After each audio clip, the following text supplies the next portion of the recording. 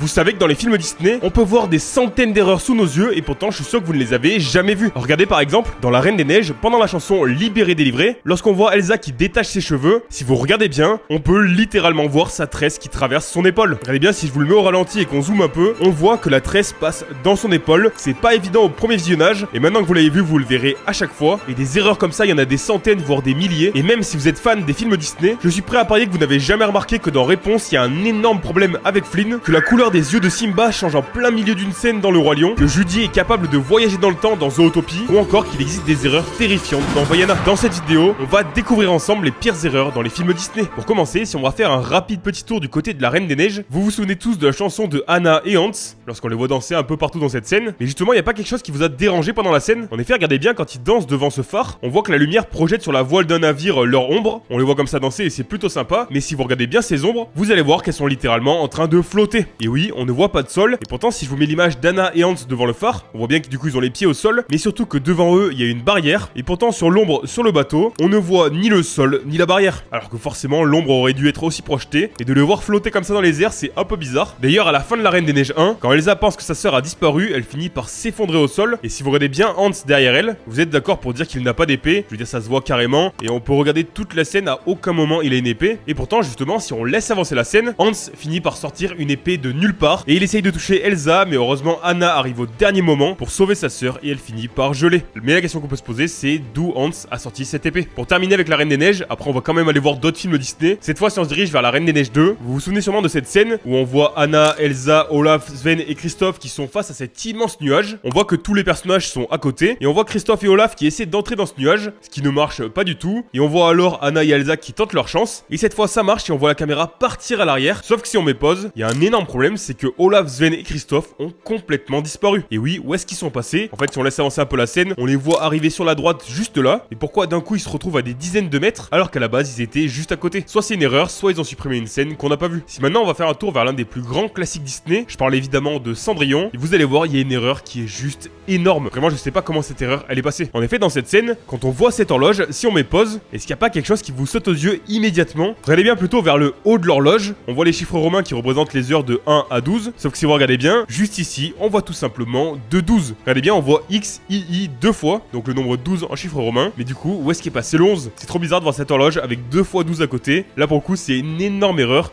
Il n'y a aucune explication. D'ailleurs, toujours dans Cendrillon, il y a une autre erreur qui est plutôt marrante. C'est que vous vous souvenez tous de cette scène quand Marraine la Bonne Fée transforme la citrouille en carrosse. Mais regardez bien, quand elle a fini la transformation, Marraine la Bonne Fée reste complètement bloquée. Alors je sais pas ce qui lui est arrivé, peut-être qu'elle s'est bloqué le dos et qu'elle peut plus bouger. Là je pense qu'elle a besoin d'aide. Et c'est vrai que quand on regarde la scène en entier, on voit bien que d'un coup elle se fige. Et en vrai c'est plutôt marrant à voir. Et pour terminer avec Cendrillon, à la fin du film on la voit s'en aller avec son prince charmant. Et si on met pause, vous remarquez bien que sa robe a des manches longues qui recouvre tous ses bras. Et si on laisse avancer la scène, d'un coup quand les deux amoureux sont dans leur carrosse, si vous observez bien, vous allez voir que Cendrillon n'a plus rien sur ses bras. Et pourtant si je vous remets une image avant, à moins qu'elle ait changé de robe, sinon c'est impossible, elle peut pas avoir enlevé ses manches. Bon, maintenant on va revenir à un film Disney un peu plus récent, puisqu'on va aller faire un tour du côté de Réponse. Et déjà au tout début du film, vous vous souvenez sûrement du moment où Flynn se fait poursuivre par la garde royale. Cette scène vous l'avez peut-être même vue plusieurs fois, et pourtant il y a une erreur qui est quand même assez évidente. C'est que regardez bien, si on met pause maintenant, et qu'on zoome un peu sur ses chevaux, on voit donc juste là un cheval marron, on voit Maximus qui est donc blanc, juste ici on voit un cheval gris, et ce qu'il faut bien retenir c'est ce cheval gris, parce que maintenant si on laisse avancer la scène, dans le plan juste après, d'un coup, le cheval gris a complètement disparu, et maintenant avec Maximus il n'y a plus que des chevaux marrons, et le cheval gris on ne le revoit plus jamais, il a changé de couleur en une fraction de seconde. Déjà là vous allez me dire l'erreur elle est pas mal, et pourtant il y en a une bien plus énorme à la fin du film, au moment le plus marquant de ce film tout simplement, puisqu'en effet vous vous souvenez tous de cette scène où on voit Flynn menotté au sol, et où Réponse s'approche de lui, c'est le fameux moment où il lui coupe ses cheveux, ce qui fait perdre tous les pouvoirs à Mergotel, qui finit par tomber de la tour et disparaître. Mais là vous avez pas remarqué un énorme problème? En effet regardez bien dans cette scène, si on met pause maintenant, les menottes de Flynn sont évidentes, on peut pas passer à côté, et pourtant si je remets play et que je remets pause maintenant,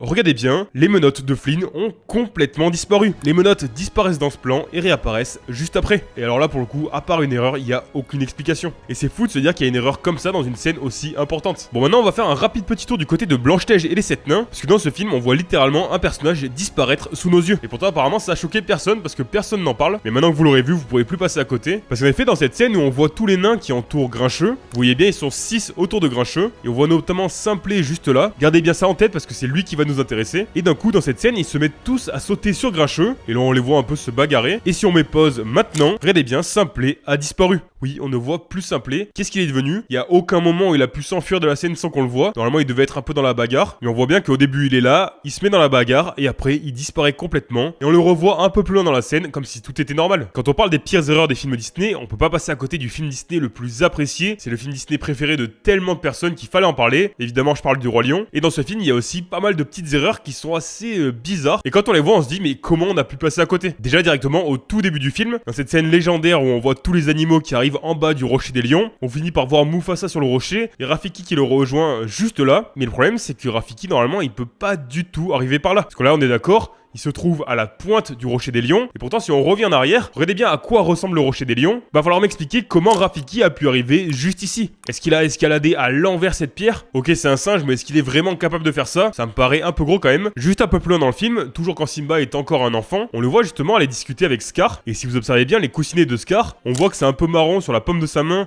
et sur chacun de ses doigts. Retenez-le bien parce que ça va être important juste après. Parce que si on laisse avancer un peu la scène et qu'on remet pause maintenant, regardez bien sa main, les coussinets n'ont plus rien à voir. En effet, c'est plus seulement sur sa main et sur ses doigts. Maintenant, ça englobe toute sa patte et donc sa main a changé en quelques secondes. Là déjà, on a deux erreurs qui sont plutôt pas mal, mais la plus grosse erreur du Roi Lion, qui est vraiment folle, même si pour le coup elle est un peu discrète, c'est lorsqu'on voit Simba adulte qui commence à parler avec son père dans les nuages. Je pense que tout le monde se souvient de cette scène, mais si on met cette scène au ralenti et qu'on zoome sur les yeux de Simba, regardez bien, au début ses yeux sont jaunes et après ils deviennent blancs. En vrai c'est assez fou et c'est une erreur perso que j'adore, parce qu'évidemment ça s'explique, ça doit être un petit problème d'animation, il y a rien de grave évidemment, d'ailleurs comme toutes les erreurs de la vidéo, évidemment c'est pas pour critiquer le travail des animateurs, je respecte énormément leur travail, qui est juste incroyable, et donc voilà c'est marrant de voir que les yeux de Simba changent d'un coup dans la scène. Et pourtant, je pense que pas grand monde l'avait remarqué. On va maintenant remonter un peu dans le temps pour voir l'un des premiers films Disney, je parle de Pinocchio, parce qu'à l'intérieur, pareil, on a pas mal de petites erreurs, parce que par exemple, dans cette scène où on voit Pinocchio qui se brûle le doigt, regardez bien Geppetto, on voit juste là qu'il a un bonnet de nuit rouge. Le problème, c'est que durant toute la scène, il fait que apparaître et disparaître. Regardez bien, là on le voit.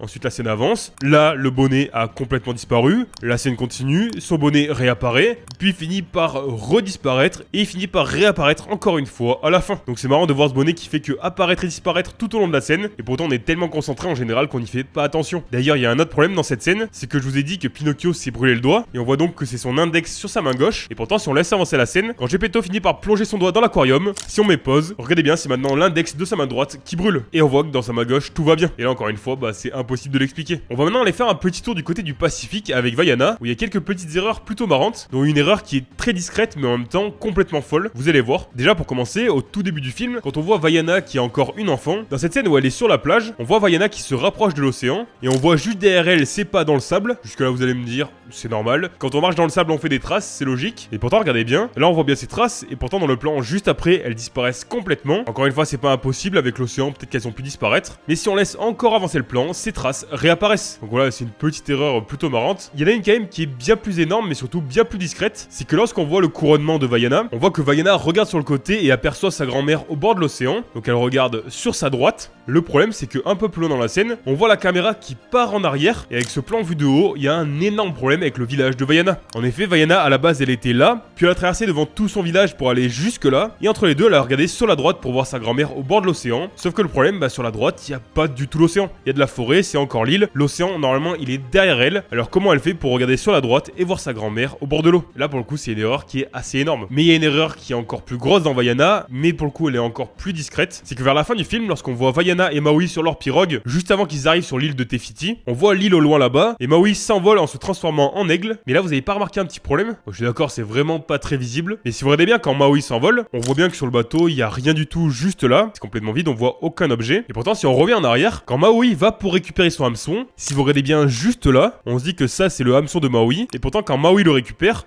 on voit bien que ce petit bout blanc ne bouge pas et qu'ensuite Maui a son hameçon dans la main. Donc qu'est-ce que c'est cet objet? Sachant qu'on a vu juste avant depuis le ciel qu'à cet endroit là de la pirogue il n'y a rien du tout. Et donc là on dirait qu'il y a deux hameçons et qu'il y a une sorte de petit bug d'animation où lorsque Maui récupère son hameçon, il finit par se dédoubler. Mais je suis d'accord, c'était quasiment invisible. Si maintenant on se dirige vers Dumbo, dans cette scène où on voit plusieurs éléphants en train de faire une pyramide, regardez bien cet éléphant qui se fait attraper juste là. On voit qu'il y a une petite couverture bleue sur le dos, une sorte de petit chapeau bleu pareil. Et pourtant si je vous laisse avancer la scène, d'un coup la couverture sur son dos est devenue un peu bordeaux et son petit chapeau est devenu rose. Et pourtant c'est bien le même éléphant qui se fait tirer depuis le début, mais ses vêtements changent complètement. Dans La Belle au bois dormant, cette fois rapidement, lorsqu'on voit les trois fées dans la forêt, on voit qu'autour d'elle il y a une sorte de petite lumière qui se dégage. Forcément c'est des fées, elles sont magiques, mais la magie apparemment des fois elle a des petits problèmes, parce que si vous regardez bien, on voit que Flora a bien sa robe rouge, et pourtant autour d'elle on voit une petite lumière jaune, et à l'inverse, Pâquerette a bien sa robe verte, mais autour d'elle on voit une sorte de lumière rouge. On voit bien que les lumières se sont échangées, et pour être sûr que c'est bien une erreur, quand on laisse avancer la scène, juste après on voit bien que les couleurs rentrent dans l'ordre, avec Flora qui a une couleur rouge autour d'elle, Pâquerette une couleur jaune verte, et Pimprenel une couleur bleue. Là on a vu quelques films Disney qui sont quand même assez vieux, et que vous avez pas forcément vu récemment, mais il y a un film, je suis sûr que vous l'avez vu très récemment, c'est Zootopie, et à l'intérieur de ce film il y a aussi pas mal d'erreurs qui sont assez bizarres. On en avait vu pas mal dans ma vidéo sur les pires erreurs de Zootopie, n'hésitez pas à aller la voir juste après celle-ci pour découvrir toutes les erreurs de Zootopie. D'ailleurs sur la chaîne on a découvert toutes les erreurs de plusieurs films Disney, donc n'hésitez pas à aller voir juste après cette vidéo. Sur cette chaîne on découvre ensemble tous les secrets, les théories, les erreurs et les scènes supprimées des films Disney, Pixar, et pas que. Si on se dirige au tout début de Zootopie, lorsque Judy fait sa première journée de travail et qu'elle rentre chez elle, on voit justement qu'en rentrant chez elle, elle a sa tenue de policière, avec son petit gilet orange et jaune. Ensuite on la voit faire chauffer une petite carotte au micro-ondes, et si on observe bien sa tenue, on voit cette fois qu'elle a un t-shirt rose, qui semble être un peu son pyjama, mais le problème c'est que si on laisse encore avancer la scène, lorsque Judy mange sa carotte, elle a de nouveau sa tenue de policière. Alors pourquoi elle serait mise en pyjama puis elle se serait réhabillée juste pour manger sa carotte? En fait à la base normalement il y a toute une scène qui a été supprimée à ce moment là du film, et ce qui explique pourquoi dans la version finale il y a une incohérence au niveau des habits de Judy. D'ailleurs toujours dans cette scène, lorsque les parents de Judy l'appellent, si vous observez bien l'heure, on voit sur le réveil juste derrière et sur son téléphone qu'il est 8h40. Ensuite on voit un peu tout l'appel qui se déroule assez rapidement finalement, et quand Judy raccroche, si on met pause maintenant, regardez bien l'heure, cette fois il est 9h44.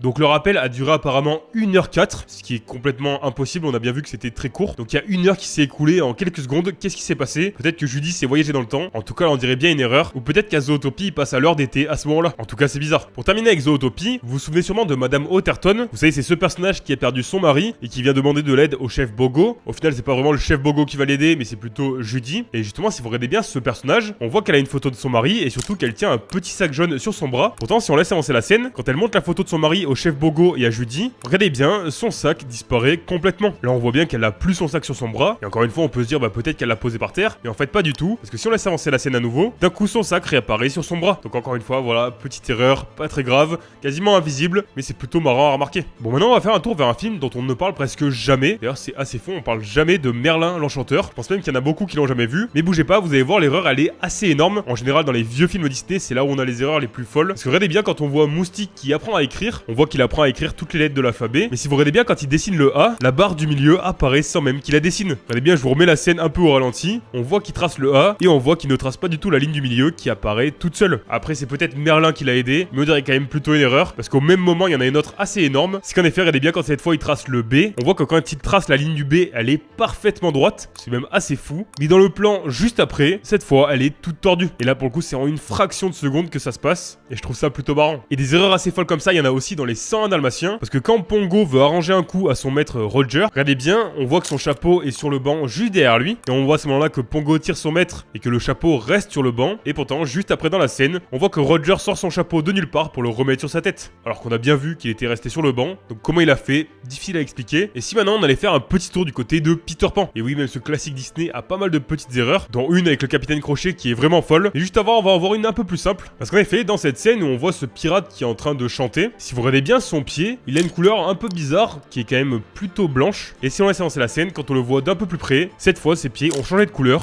et ils ont une couleur justement bien plus normale. Mais ce qui est vraiment bizarre dans Peter Pan, c'est que lorsqu'on voit le capitaine Crochet se faire attaquer par Tic Tac, on voit qu'il lui arrache quasiment tous ses vêtements, il lui reste vraiment pas grand chose. La scène continue et on voit le capitaine Crochet qui est en pleine galère, mais justement à la fin de la scène, on voit bien qu'il a toujours ses vêtements arrachés, et pourtant si on met pause maintenant, juste avant qu'il rentre dans la gueule de Tic Tac, on voit qu'il a tous ses vêtements. Comme si d'un coup ils s'étaient tous réparés et qu'il n'y avait plus aucun problème, alors qu'on a bien vu juste avant qu'ils s'étaient arrachés. Je pense que ici tout le monde a vu Aladdin, mais est-ce que vous savez qu'à la base Aladdin devait être beaucoup plus jeune? Bon, c'est peut-être une anecdote que vous connaissiez pas, et ce qui est drôle c'est que justement dans le film il y a une erreur en lien avec ça. Vous vous souvenez tous de la scène au moment où le génie apparaît pour la première fois, mais pendant cette scène à un moment, si on met pause, regardez bien Aladdin en bas à droite, on voit qu'il a un design qui le montre bien plus jeune. Regardez, si je vous montre deux images à côté, on voit bien que là, à ce moment-là, Aladdin est bien plus jeune par rapport à ce qu'il est normalement dans le film. Et on voit du coup que c'est une scène qui n'a pas été refaite et où on voit en fait le premier design d'Aladdin. Et si on se dirige maintenant vers la fin du film, cette fois il y a une vraie erreur. Parce qu'en effet, quand Jasmine fait croire à Jafar qu'elle est sous son emprise, on voit qu'elle a un bracelet de serpent sur son bras droit. On le voit juste là. Et pourtant, si on laisse avancer la scène, quand elle finit par tomber par terre, d'un coup son bracelet est sur son bras gauche. On voit bien qu'il a changé de bras. Pourtant, tout au long de la scène, on voit Jasmine et à aucun moment on voit qu'elle l'enlève. Bon, et sinon, il y a une erreur bien plus évidente au début du film. C'est que lorsqu'on voit Raja qui arrache le pantalon de l'un des prétendants de Jasmine, on voit apparaître le caleçon du gars qui a un caleçon avec des petits cœurs rouges, et pourtant un peu plus loin dans la scène, on voit Raja avec le morceau de tissu dans la bouche. Le problème c'est que le tissu il ressemble au caleçon du gars et non pas à son pantalon. Normalement elle devrait en fait avoir un tissu un peu violet, justement en lien avec la tenue du monsieur, mais non, là on voit bien qu'elle a un morceau de tissu de son caleçon, et heureusement qu'ils ont pas animé la scène comme ça, parce que sinon on aurait tout vu. Bon, maintenant on va aller faire un rapide petit tour du côté de Pocahontas. Pareil, c'est un film dont on parle assez peu sur la chaîne, pourtant c'est quand même un classique Disney, et justement au tout début du film, dans la première scène, regardez bien, juste là on voit un bateau, et si on l'observe un peu de loin, on voit bien que sur le pont il y a personne, sinon ça se verrait quand même assez bien d'ici. En plus de ça, on voit bien qu'à l'arrière du bateau il y a rien de spécial, et pourtant si on laisse avancer la scène, quand on se retrouve cette fois devant le bateau, on voit bien que sur le pont il y a plusieurs personnes qu'on n'a pas vues juste avant, et en plus de ça on voit bien qu'à l'arrière du bateau il y a un drapeau anglais. Alors il y a de grandes chances qu'ils aient pas fait les deux plans au même moment, d'où le fait qu'il y ait quelques oublis. D'ailleurs il y a un autre problème avec cette scène, c'est que si vous regardez bien juste là, on voit ce gars en train de monter sur le bateau avec une sorte de petit sac sur son épaule,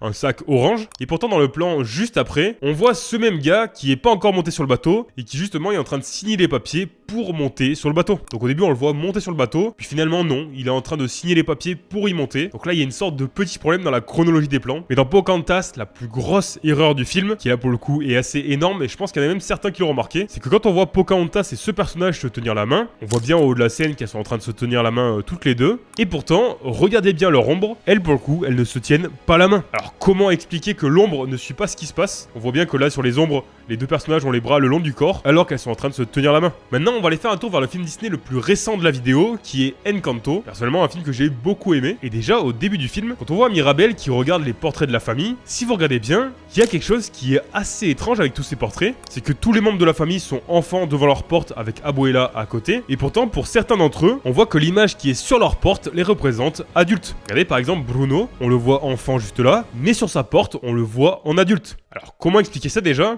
Est-ce que la porte est capable de voir l'avenir? Bon à la limite on peut se dire ok c'est des portes magiques, mais du coup comment expliquer que la porte d'Antonio, elle, le représente enfant? Regardez bien quand on voit Antonio qui a sa porte, l'image qui est représentée c'est bien lui enfant. Donc pourquoi Bruno lui il a une porte qui le représente adulte? C'est assez bizarre, il y a une sorte de petite incohérence, mais sinon il y a bien une vraie erreur d'animation vers la fin du film cette fois, parce qu'en effet quand on voit Antonio qui dit ça à Mirabel, c'est ta poignée de porte. On voit bien qu'il lui donne la poignée dans les mains. Pourtant, si on avance la scène, d'un coup, la poignée disparaît complètement des mains de Mirabel. Regardez bien, là, dans ses mains, on voit qu'elle a rien du tout. Et pourtant, si on relaisse avancer la scène, cette fois, Mirabel a de nouveau la poignée dans la main pour justement pouvoir l'installer sur la porte de Casita et ouvrir la maison. Et là pour le coup il n'y a pas vraiment d'explication. On va maintenant faire un rapide petit tour du côté de la petite sirène, où j'avais envie de vous parler de deux erreurs. Déjà pour commencer, au moment où Ariel devient humaine, regardez bien sur ce plan, on voit que Ariel est sur un rocher qui est au milieu de l'eau et qui est pas du tout sur la rive. On voit qu'il n'y a aucun rocher très proche. Et pourtant sur le plan juste après, Ariel s'est téléporté cette fois sur ce même rocher qui se retrouve au bord de la rive à côté d'autres rochers. Donc déjà voilà, ça c'est un peu bizarre. Il y a une erreur qui est bien plus évidente un peu plus tôt dans le film. C'est lorsque Ariel trouve cette fourchette dans l'épave. Si vous regardez bien quand on la voit de loin, on voit que la fourchette a 4 petits pics. Et pourtant quand Ariel récupère cette fourchette et qu'elle la tient dans sa main, cette fois elle n'a plus que 3 pics. On voit bien que la fourchette n'est pas cassée, elle a pas perdu un pic ou quelque chose comme ça, c'est juste une erreur. Est-ce qu'ici il y a des fans de La Princesse et la Grenouille? Personnellement c'est un film que j'adore, et du coup évidemment je suis amusé à chercher les petites erreurs à l'intérieur de ce film. Il y en a quelques-unes plutôt marrantes, parce que déjà au tout début, quand on voit Tiana enfant qui tient cette photo, on voit son père qui finit par écrire dessus Tianaz, et si on laisse avancer la scène, quand Tiana arrive à sa fenêtre, si on met pause et qu'on zoome sur ce papier, on voit bien que maintenant il y a écrit Tiana's Place, donc le place est apparu un peu de nulle part, et on peut se dire que peut-être on l'a pas vu hors champ, son père a écrit Tiana's Place et qu'on est passé à côté. Mais en fait non, parce que si on laisse encore avancer la scène, quand cette fois Tiana est adulte, elle a toujours cette photo et on voit qu'il y a écrit de nouveau juste Tiana's et le place a disparu. Donc voilà, peut-être qu'à un moment ils ont voulu mettre Tiana's Place mais qu'ils l'ont enlevé